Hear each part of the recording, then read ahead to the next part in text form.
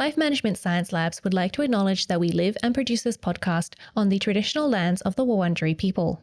We'd also like to acknowledge the traditional owners of the lands of our listeners and our international colleagues. We'd like to thank and pay our respects to their elders past, present and emerging.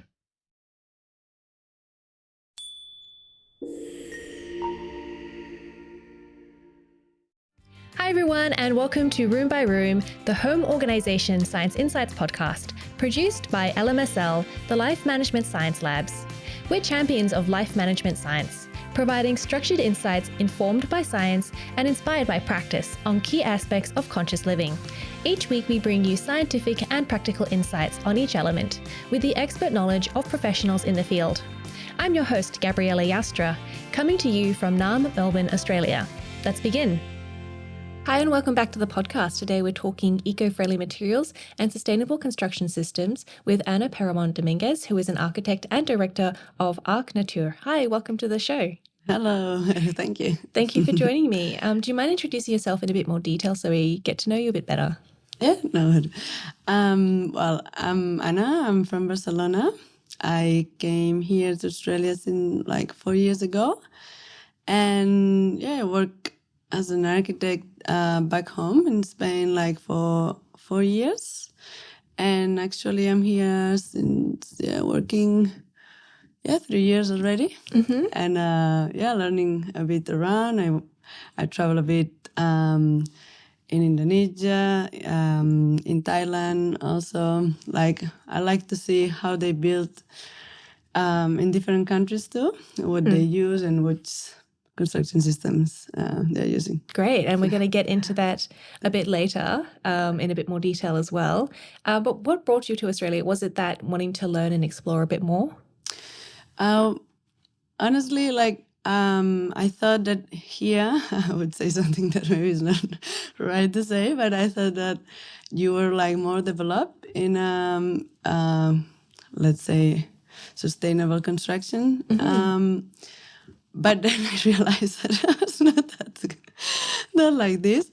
But you are more developed with like renewable energies and stuff. But in terms of the skin of the building, is not like that. But it brings me the idea of that I would learn more, and also the landscapes and the nature that you're having here, and the surf. Yes, yeah. That's the real reason. Maybe. Yeah.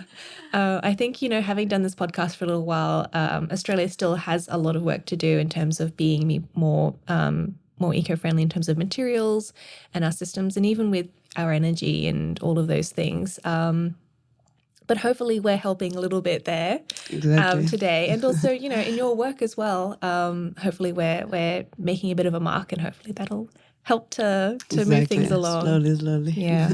But before we do get into that a little bit more, first of all, I like to do a section called Have You Met Anna? And that's where we talk about some of your favorite things. So first of all, what is your favorite book? My favorite book, I think, is The Art of Happiness from Dalai Lama and Howard Cutler, I think is a psychologist. And it's pretty good, the book. I read it when I had like a tough time some years ago. And I don't know, I love also all these kind of books that it makes you understand yourself better. And the book like basically make you understand that there is no problems than like death and health. And the other ones, it's just your mind. Yeah. Oh, that's interesting. Yeah, I think, death and health are very important. And I think everything else is probably just sort of made up, isn't it? Yeah, being worried for, what I'm going to be working tomorrow on or whatever, or like this relationship, or I think it's not that. Yeah. I don't know, problematic. Yeah. And I can relate to that. I worry about lots of things. And actually, health and death aren't the ones I worry about so much. Okay, well, but no, he's saying that you don't have to worry in the future. You have to be present. If now you are sick, that's the only thing that matters. Okay. Or if someone died like close to you, that's the real problems that you are like passing through, but the future, the past is not considered. Fair enough. Fair enough. And have you enjoyed any movies recently? Recently, I watched in the cinema Barbie. Like I was like, oh, everyone is talking about this movie. Let's go and watch it then. And I really like it. The second meaning that there is behind about that, and also I also watched Girls Can Surf, and was pretty good. Like I didn't realize how the woman was not allowed to compete for so long. I think it was not, and they were not winning much money. I think just I don't know a couple of years ago, they put the same money to win wow. in the woman or men competitions. Yeah, and it impacts me a bit. Yeah. And I mean, it's surprising in some ways, but also at the same time, I think that there are many sports where there isn't equal pay between the competitions between the men and the women. Still a lot. Still. And so the fact that surfing did it a couple of years ago makes it maybe a little bit progressive. Exactly. It's I think just one of those, because there are a lot of them that still they're not paying the same. Yeah. Also with the jobs, I think like maybe I know Australia is more developed, but still also but other countries like or even the woman cannot work. But yeah. I mean, we still have pay inequality in Australia. Maybe not as bad as other countries, but it's still there. Yeah, for example, I'm an architect, and I realized that I don't know many women who is the CEO director of their company, of their studio. For all the ones I work here in Australia, they're men. Yeah. I actually I spoke to another architect for the podcast, Anna Perramon, and she was saying that knowing other women architects as she was starting off, she's a bit older, she's a bit more established, and she's like, she didn't know anyone, so it was really important to have that community and how important it was to know people. So I think that that's definitely true. What you're saying is that the older generations, there's far fewer women architects. Yeah. But we are getting there. We're getting there. Hopefully. And do you listen to any podcasts at the moment? At the moment, yeah, I'm listening a lot. Most of them are from Jay Shetty. Do you know him? I've heard of the name, but do you mind explaining what their podcasts are about? Yeah, he's from India originally, but he was living in London. He had like a nice career, but then he decided to become a monk for 3 years, and he's still like in Thailand or wherever, learning from them. And in there, he said that in that place, he realized like, the purpose of life, or what he wants to do, and he wants to help people. And he basically talk about life and how to manage all the problems that we have. And he's like, I think he's really precise on every point, and also in relationships, in your work, and your purpose of life. If you feel lost, how to overcome all these problems. It's pretty good. I like it. It sounds like a really great companion to this podcast, I think, because we're also trying to help people in various ways. So I'm going to have to give that a listen. You should. I mean, I always need more help.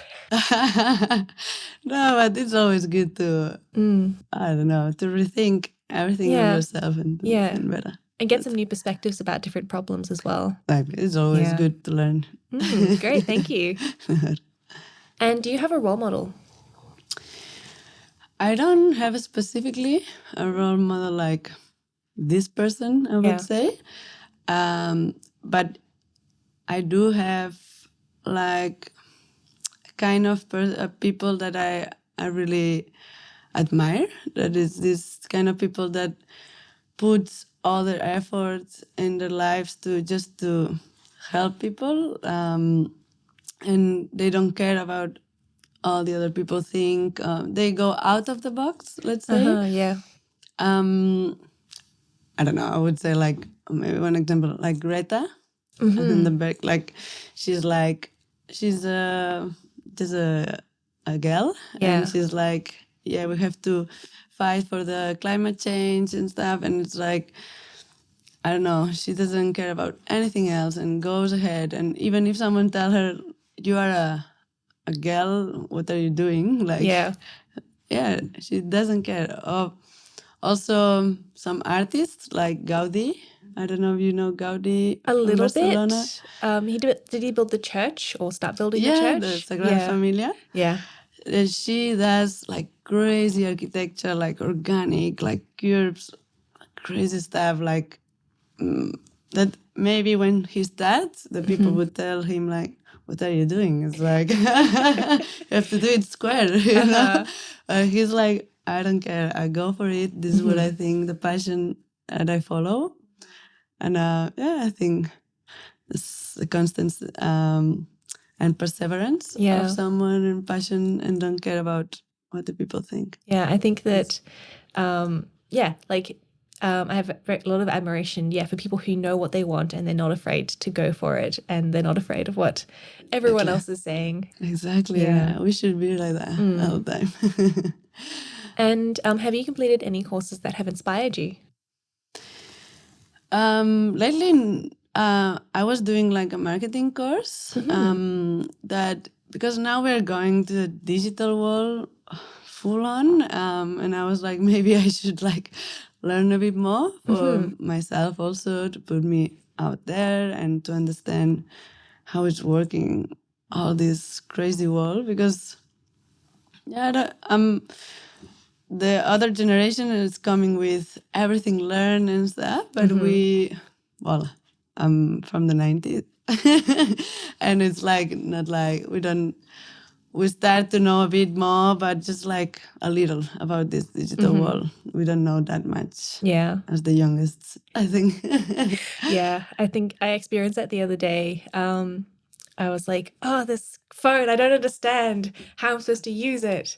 And then I was like, oh my gosh, just 5 years ago, I was helping people open PDFs. Exactly. And now there are too many apps. Yeah. It's like this and TikTok and Instagram and Facebook and whatever. I'm like, whoa, I'm getting stressed just with Instagram and Facebook. I'm like, oh, I don't know how you can keep up or your mind goes so fast, I think. Yeah. I think we have a big problem with mental health in this moment with the digital world, but yeah. Yeah, I think it is important to keep up with, the new changes and make sure that we're using them for, how they need to be used Exactly, effectively. Yeah. But at the same time, obviously, with everything, a little bit too much can be a bad thing and can, affect us mentally. Yeah, exactly.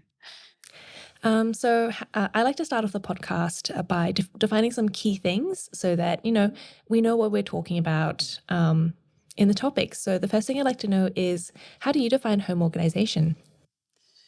I would define home organization like how you can build your house more efficient in a high performance way, let's say.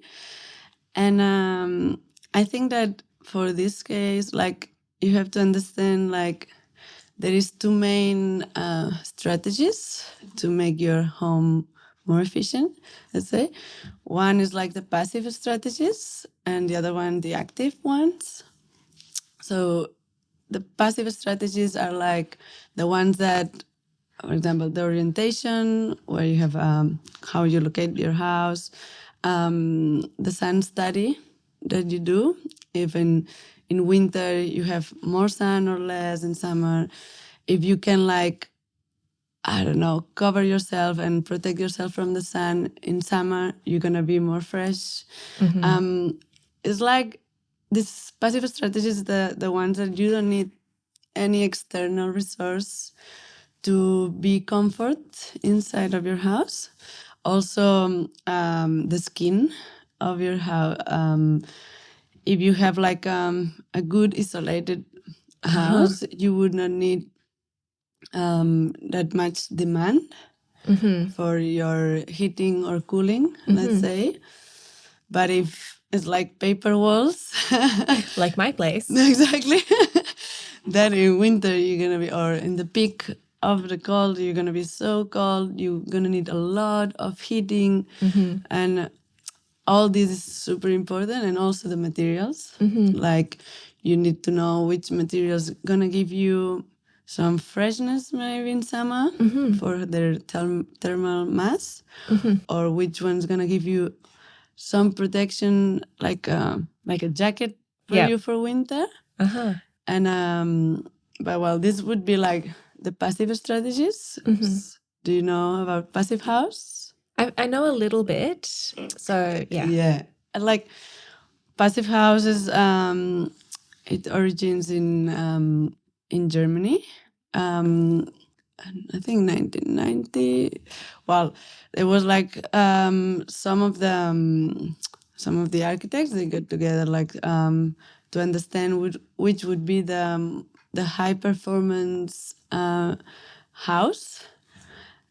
So they said, okay, if you have that much insulation, you have the windows with the glass that is like double or triple glazing. If you have air tightness, air tightness, Air tightness? yeah, in your house, that for example in the door you don't have like this typical like A draft? air going on Yeah. and out. And also you have like a really good cross ventilation, but with it's called like a heat pump recovery. So it's a ventilation that, for example, in summer you will have like you want to keep this fresh inside. So you bring the air from outside, it's really hot. You bring it in a little machine. It exchanges the air from inside that is like started to be too warm because there is too many people or wherever you are in the kitchen. And then this machine mix the air from outside from the inside and change this hot and cold, so you don't lose the energy. And then you bring new air, but not as hot as it was, let's say. And in the other way around, like in winter, you don't bring it that cold as you had. For of the 5 principles of passive house, we said isolation, air tightness, the cross ventilation with the heat recovery, the windows to be super like well isolated, and then we have the thermal bridge. You can have like escape of heat or cooling, because maybe imagine you have a hole in your wall, you're gonna escape. So you're trying to design the house that you're gonna have like a really good, you will not have any hole where the heat or the cool can escape Okay. or can transmit with the type of the material. Okay. Well, this is passive because you don't need, if it's really good, the house, you wouldn't need that much to bring air conditioning or heating that much because it's gonna stay. You don't need to like actively heat it or cool it or ventilate it. Exactly. Yeah. So I would say this is one factor, the passive strategies. And the other one is like the active strategies, which means like, how you get these energies from outside. If you get them from renewable energies, or you get them from the typical electricity company, it would be like less high performing or not. Because imagine, for me, the ideal house that would be like for us, the ideal house that you would like is like the one that you can live in there without depends of anything external. So if there is a war or there is something happening, you have your heating, your cooling, your water, and even your food. So in Byron, for example, we are doing like some houses that are called off the grid.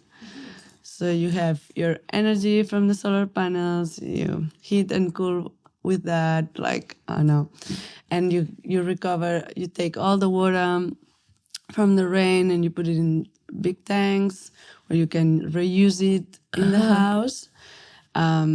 So with a lot of these factors, you made this house that it's super high performance.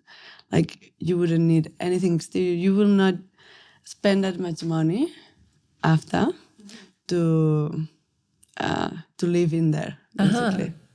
Yeah, so you're designing that type of house, this passive house. Yeah, we are designing.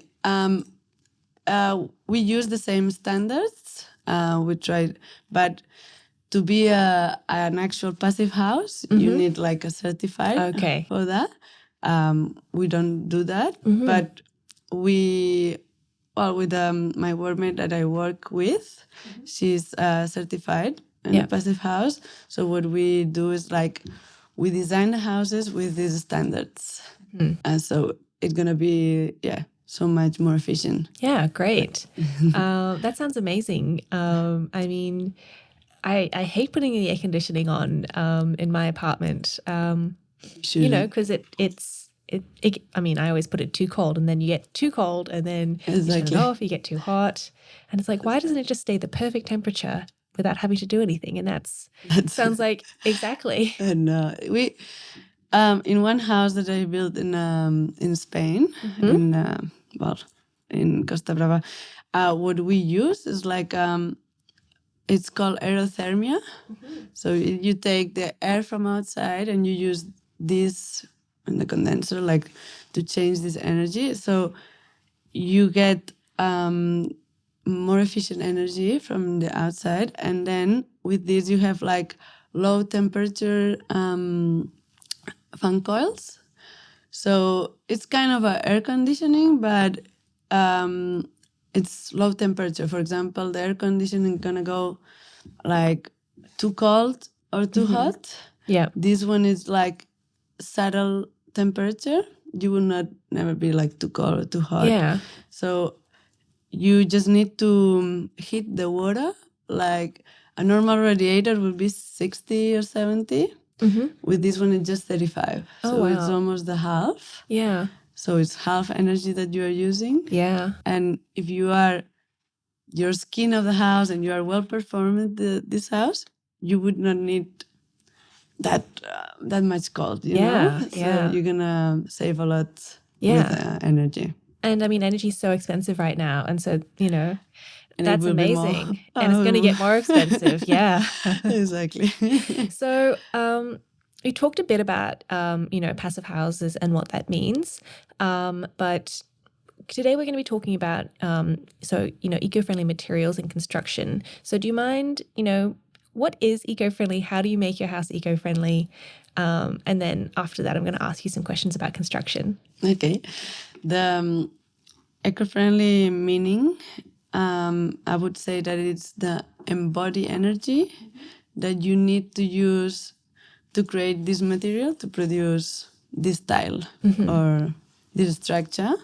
So it means like the transport that you need. For example, if you need to bring this from Finland to Australia, it's not that eco-friendly because you're going to need a lot of CO2 emissions to bring it here. So how closer it is, better. Then another factor about embodied energy is like how many machines, how many processes do you need to create this product? So, for example, I don't know, this tile, I need to process with this machine, pick up everything, then like I need to put these products, leave it in here, put it in the oven to I don't know how many degrees, and all this process has like an impact. So also another factor to be like eco-friendly material or not is the impact, the health impact that it has, or the environmental impact. For example, like which chemicals do you need to use to create this material? And also when you're gonna put it in your house, it's gonna affect you or not. Like there is, for example, I don't know, a simple example is like the paintings. When you paint your house with a normal painting, you're gonna be breathing like a little particles that it gonna make you. It can produce you cancer. Yeah. But if you do it, you use like one that is like with no VOC particles, then this one gonna be better for you, for your children, for everything. That's the idea. So what you're gonna use in your building, which materials, it's gonna be more healthy for you. It's like I would compare with the food.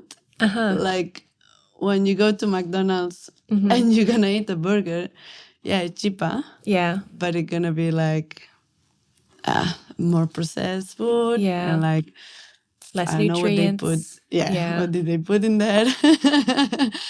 That's the same. Yeah, and I mean, we spend so much time in our homes and we have to breathe. There's no way we can't breathe, and we're just breathing in all these chemicals that we don't know what they're doing to us, or we do know, and it's not good. Exactly. Yeah, okay. That's one of the factors.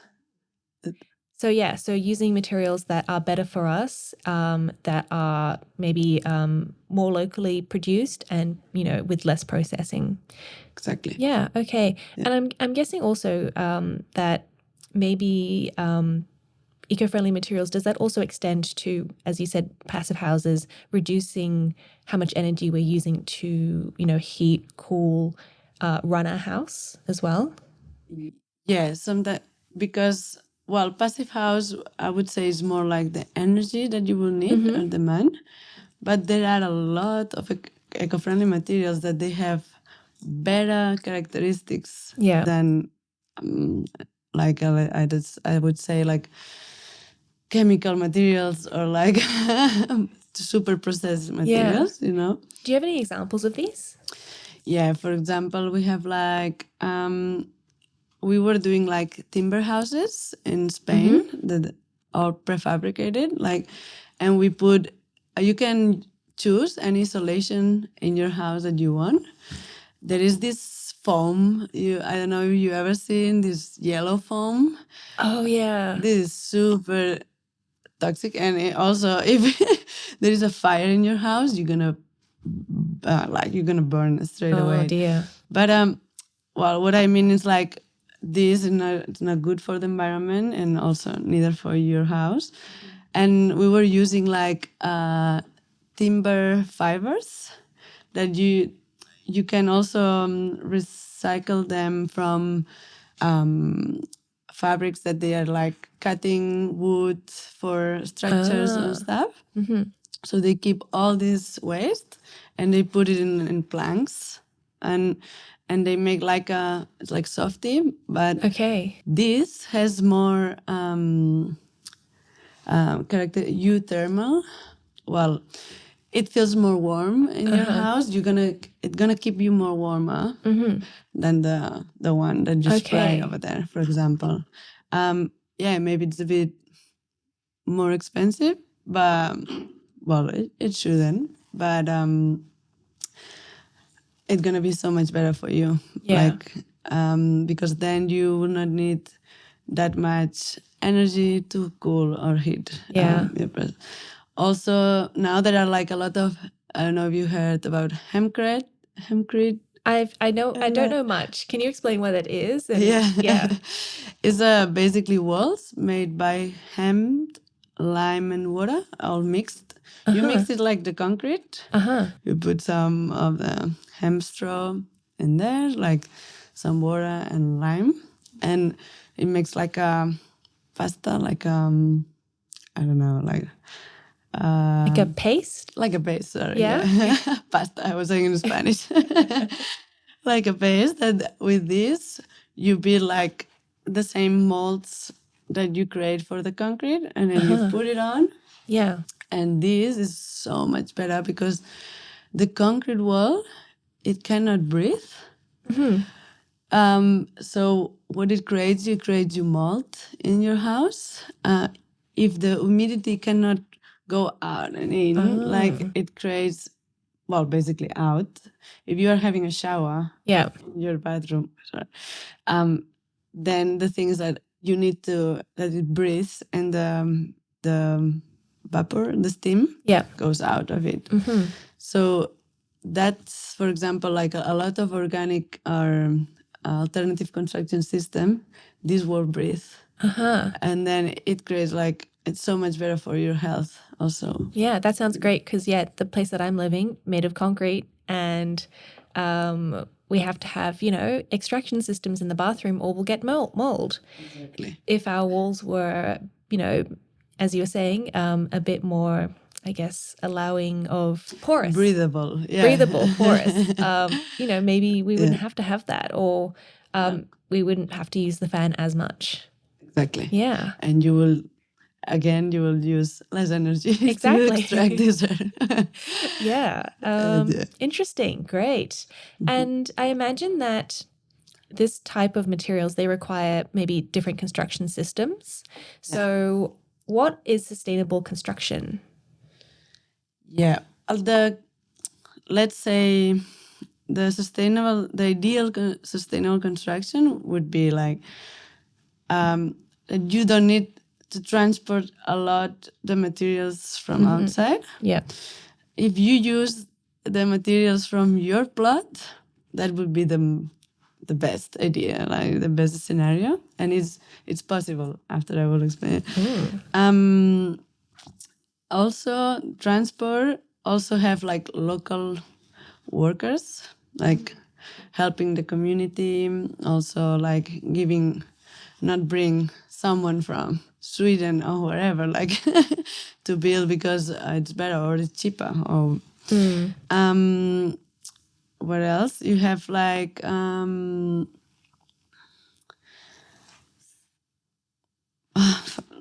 here That's okay. I forgot.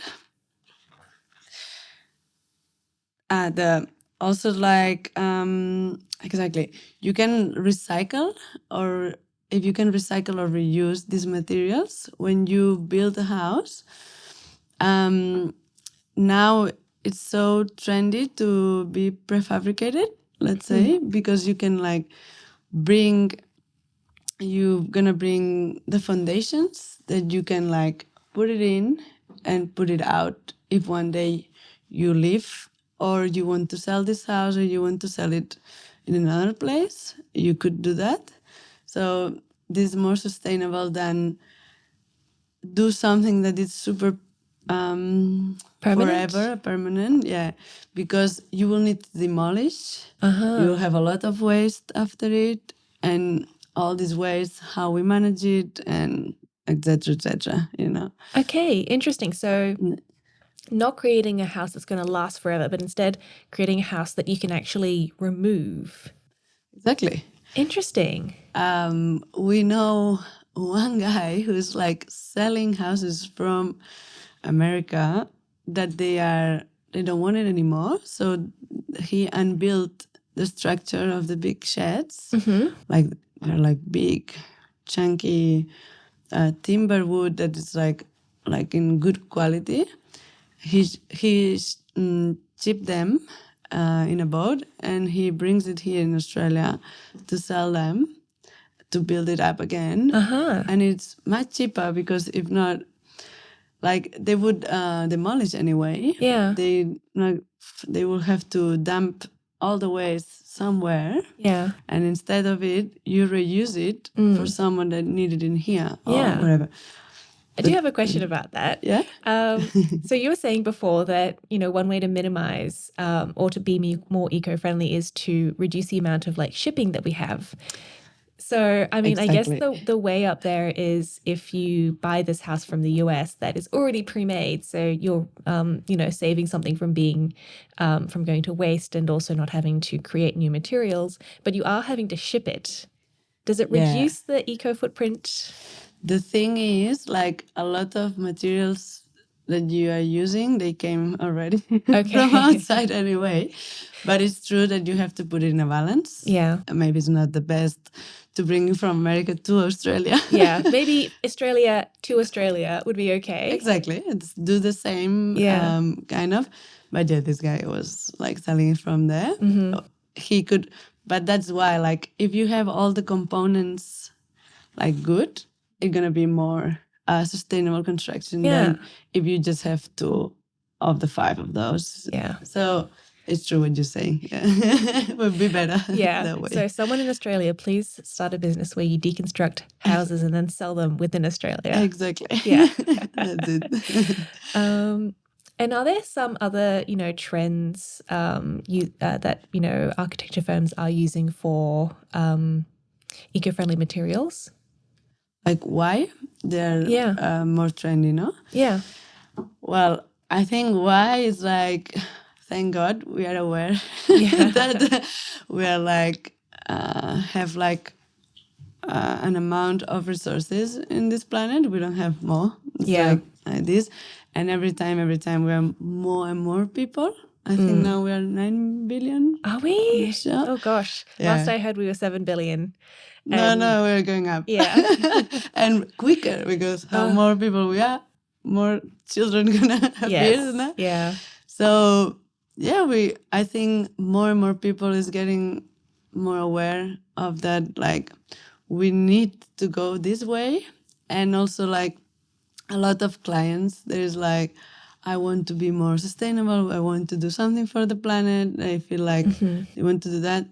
Then you talk about cost. Maybe they change a bit their mind, but in our sector, we're seeing also like a lot of the demand is changing. I'm so happy about it. But yeah, we are like, we want to do it right, but because of the providers or builders, they used to do this for that many years. It's a bit hard. Okay. To change that. Yeah. So one of the challenges of eco-friendly building is the people just contractors who just maybe aren't willing to learn new techniques and new skills. Yeah. One of those is this one. It's so hard for a builder that he made concrete walls for 50 years. Tell him to do, could you use this technique that we could try? They are doing it this in, I don't know, in this state or whatever. And it's like, I'm not sure. This is one.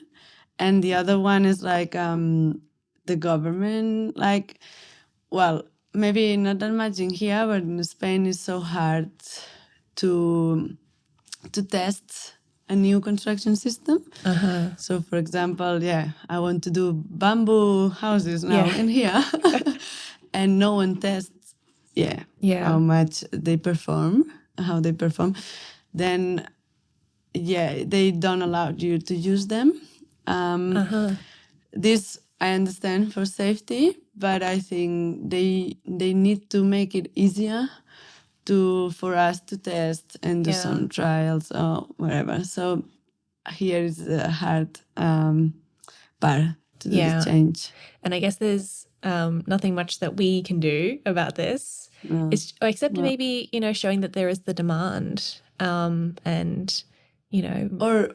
or the knowledge that hey, they are doing this in Bali or wherever they are doing.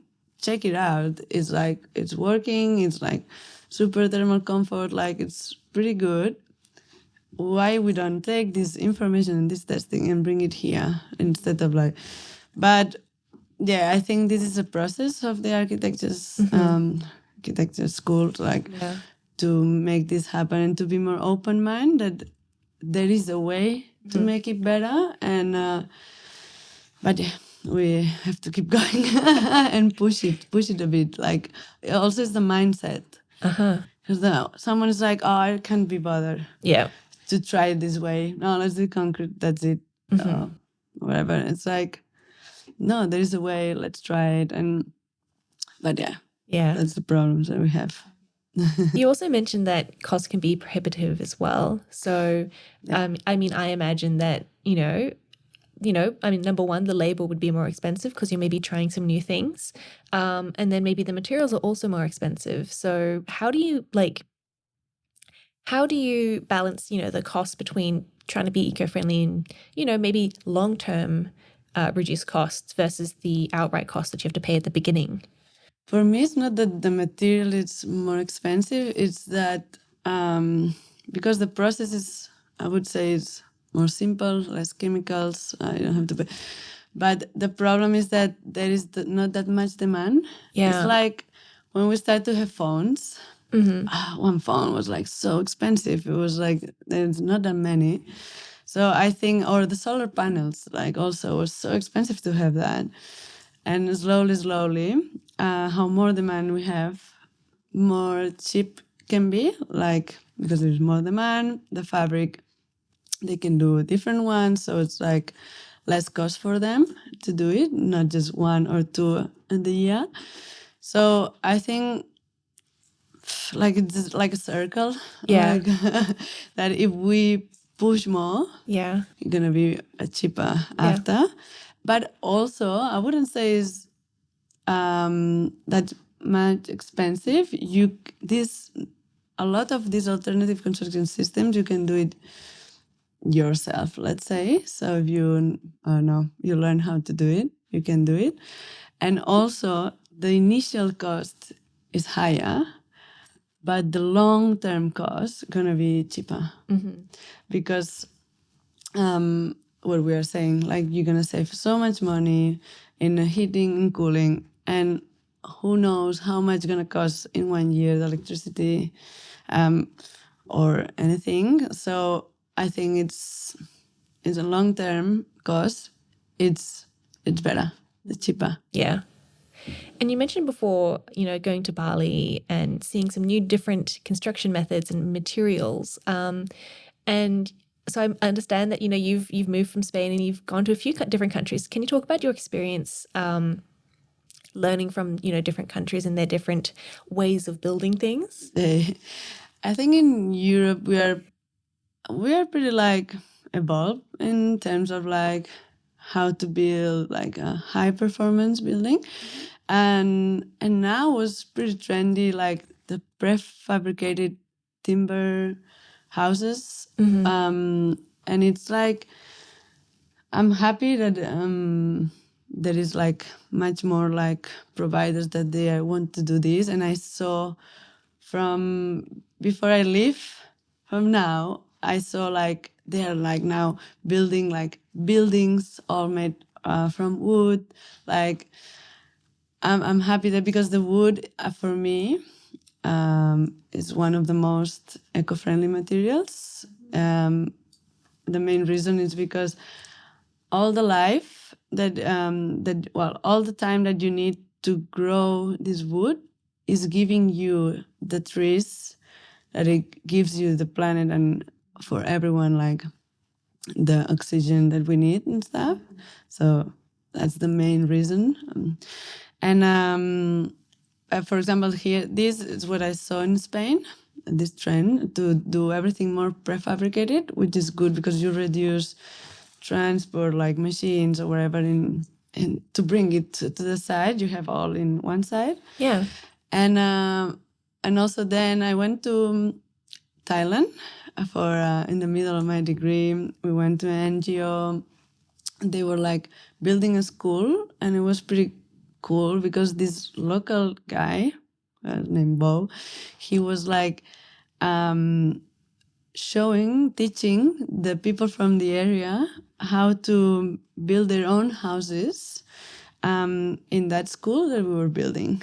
And that school that we were building was built just from the materials that we had in the area. So we were taking the stones from the river, the wood from the trees, bamboo, everything, and we were like building, I don't know, the walls also with bottles of beer. All the waste they were putting on the walls, and they were making like kind of lights. It was like an interesting kind of windows Yeah. with the waste that they were using. Um, this was like when it opened a bit my mind in there, like, okay, there is a way to do things a bit better and not like destroy all the forest, then put there everything and concrete. I think it's like there is a more sensitive way to do things. And then I went also to Bali like 3 or 4 times. And it impressed me a lot what is the level of that they have to build in bamboo. They built even like 6-floor house just in bamboo. Wow. Like how they do the foundations and how they treat the bamboo, that you have to treat it for the termites and to make it like long-term maintenance. But that was like impressive and still Oh. they're doing it. And do you use any of these techniques in the places that you're designing now? We are not using that much. For example, bamboo in here in Australia, it's a bit, it's not that developed and Yeah. it's hard to find. You can find timber floor planks made by bamboo. But again, if the bamboo is coming from Bali or wherever, I think it's better to use a timber floor. Yeah. So also another system that maybe it could bring to Australia to use is like so the rammed earth systems. Like they're pretty good and they are starting to do it a lot in here and also New Zealand. It's a technique like concrete or the hempcrete that we were talking about. Like that you put like, and you can use the same soil that you have in your plot. So it's the most sustainable also system because it's like a sandcastle. You build it with the soil that you have in there, and if one day like it's gone or wherever, you're gonna have that waste. It's just the soil that you were having, so it's pretty good in here. But yeah, we were using a rammed earth in some of our projects in Zahir Architects, and yeah, timber we were using a lot too. But yeah, some clients they want some concrete and like crazy shapes, and in there it's like, yeah, You have to go with the, I guess, standard materials. Yeah, and if the clients they want some, I don't know, some sort of construction system, you cannot go against it. It's the one that they put the money, but yeah, that's it. I have a question about the rammed earth, and I think so like my worry would be is that, if, I could leave my home and then just turn that rammed earth back into the earth that it came from, would it be as structurally sound as maybe concrete? It sounds like maybe it would start to disintegrate after a few years and return back to the earth. Is that a problem? Yeah, the concrete has these chemicals. Yeah. So if you would do that and also with concrete, you used to put like metal wires inside. So it's not that easy to just demolish it, I think, the concrete walls. On the other hand, the rammed earth is like you don't have chemicals. You can like, unless you do on a special rammed earth with a bit of cement that sometimes they do for stabilize, as a stabilizer. But if you don't, you can perfectly demolish and put it in there on the floor. And the problem is that when it rains, for example, when you demolish a concrete wall and you have to take out all the metal that you have in there, it's like a longer process, I would say.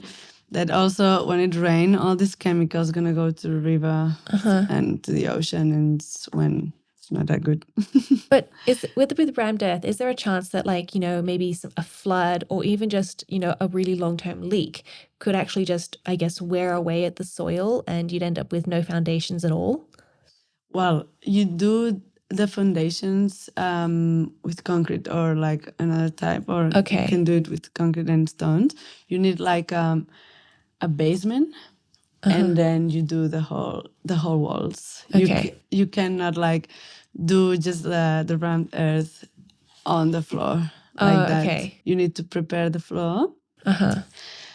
Saying that now in Switzerland, I think, and University of India and stuff, they are like creating and evolving like a concrete that use 30% less of CO2 emissions. It's called LC3.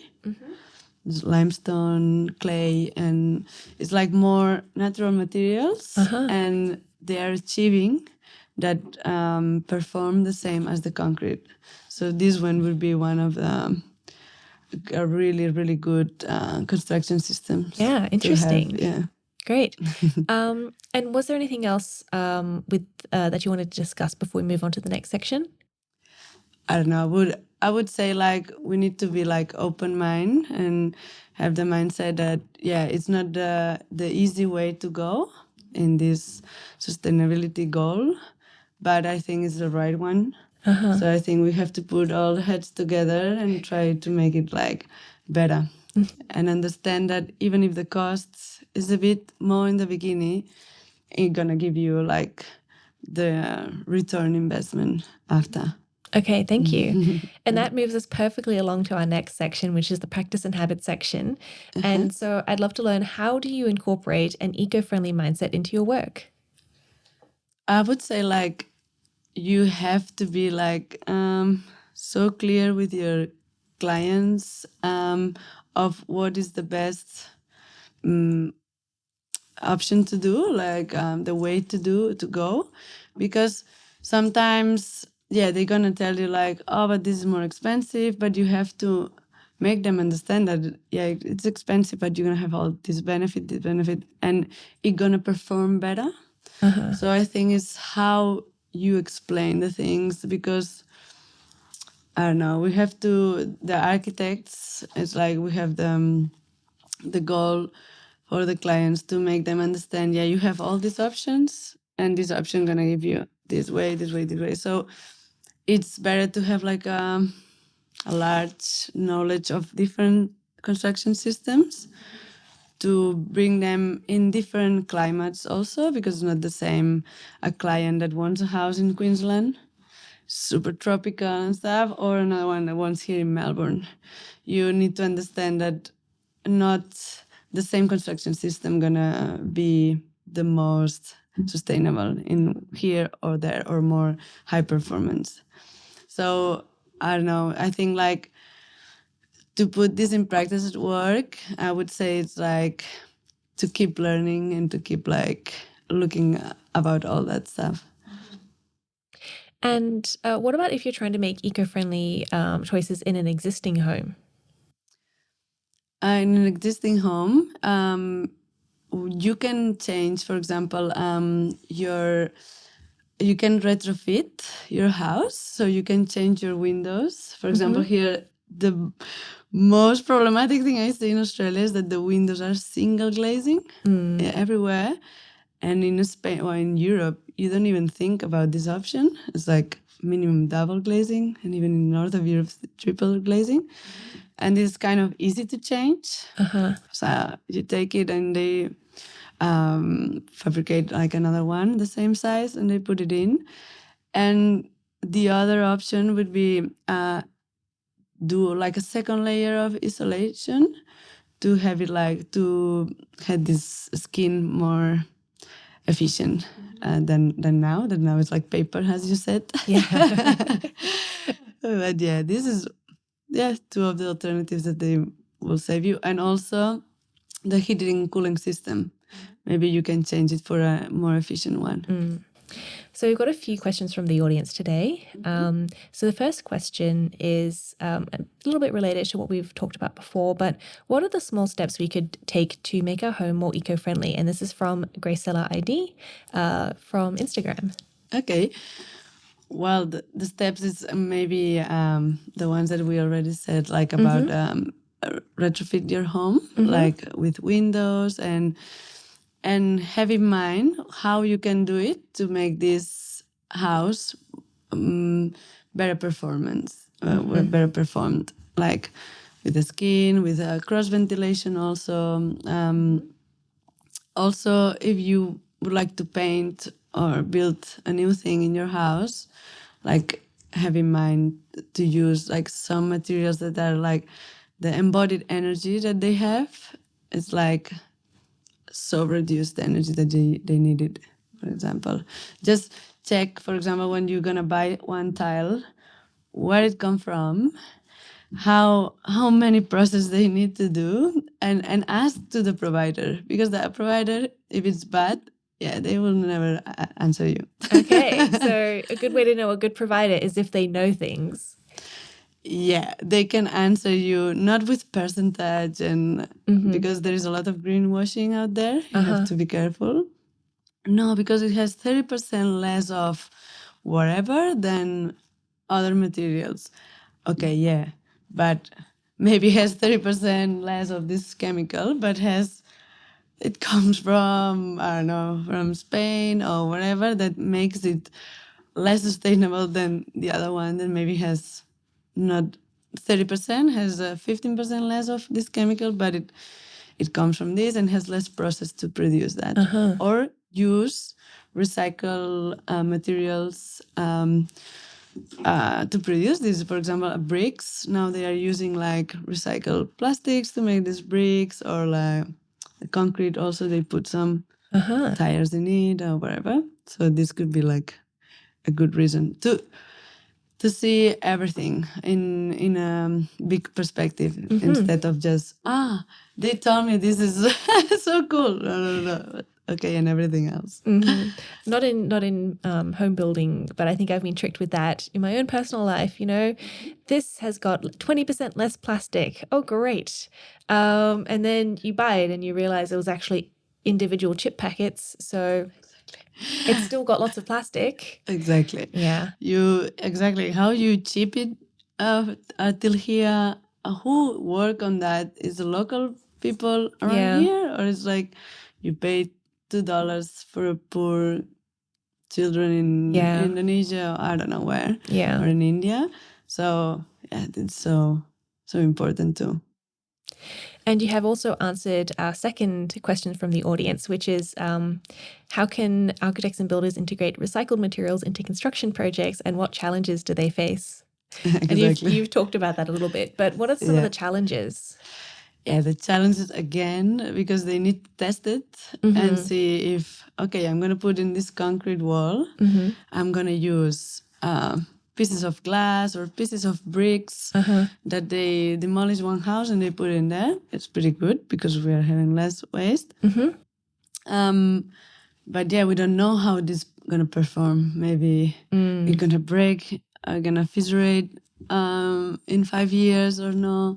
So this needs to be test. Yeah. So that's the challenge, to innovate without getting like a bad quality walls or materials in your house. We want to experiment and try new things and innovate, but not if it means that the house becomes dangerous in 5 years. Exactly. Yeah. That's it.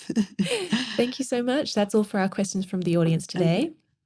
So we're going to move on to the open mic section now. So that's where you get a chance to talk about something that you're passionate about, and it doesn't have to be related to our topic today. So what would you like to talk about?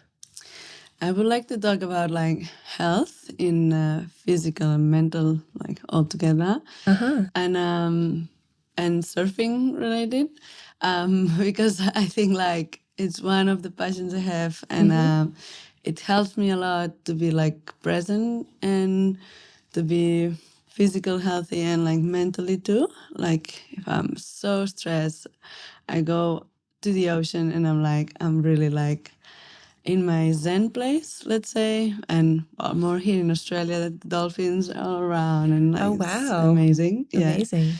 But yeah, I wanted to talk about that because also we are organizing like women surf trips to empower them and make them more confident.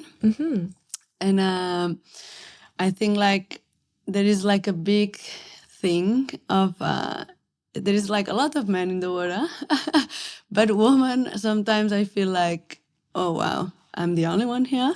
And like maybe there's 50 people and I'm just me and another girl.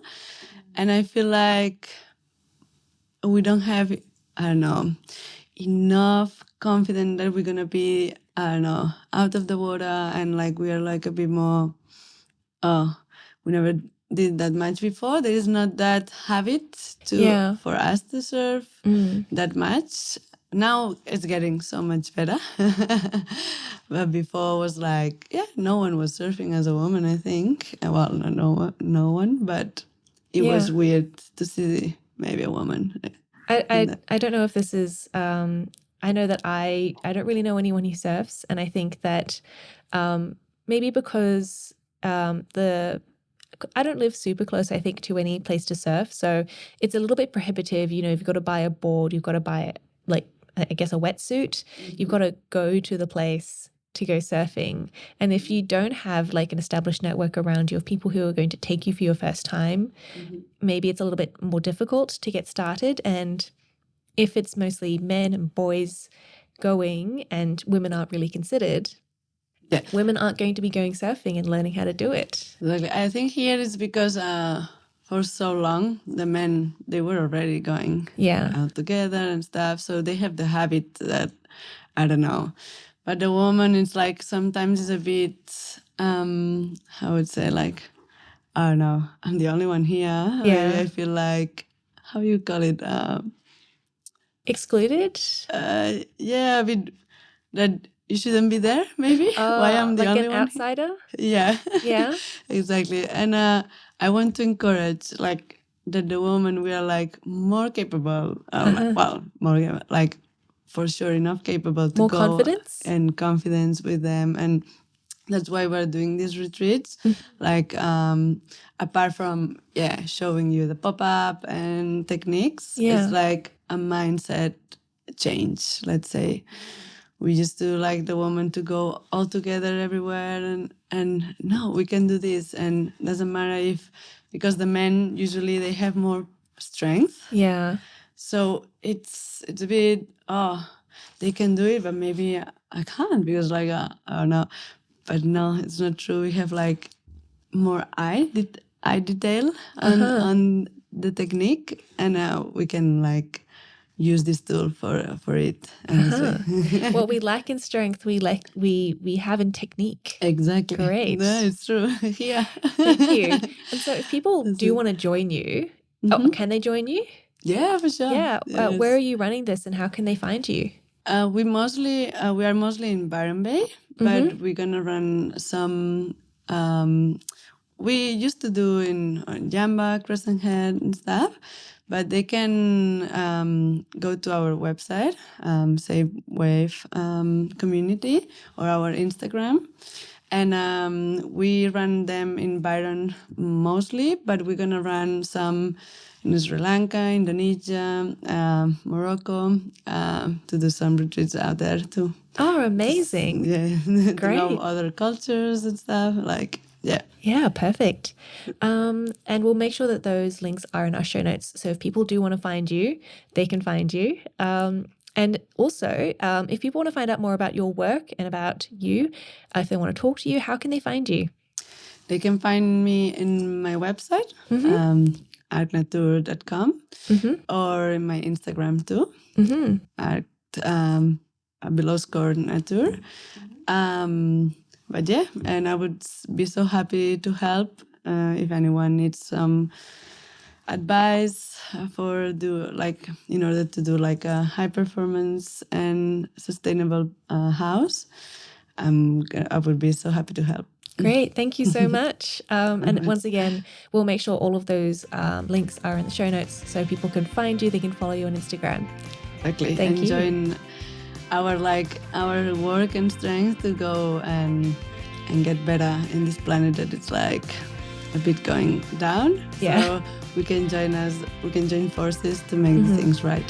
Our choices can make the difference. Exactly. Thank you. Thank you. You've been listening to Room by Room, produced by the home organisation Science Labs, a division of LMSL, the Life Management Science Labs. More episodes like this from across 10 life management perspectives can be found by searching LMSL on Apple Podcasts, Google Podcasts, YouTube, Spotify, and other podcasting apps available on your smart devices. If you enjoyed this episode, please consider rating our show, sharing it, and subscribing to our channel, as it helps other people find it so we can grow and bring you more quality resources. More of our work can be found on our website at ho.lmsl.net, where you can join our movement. I'm Gabriella Yastra. Thanks for tuning in.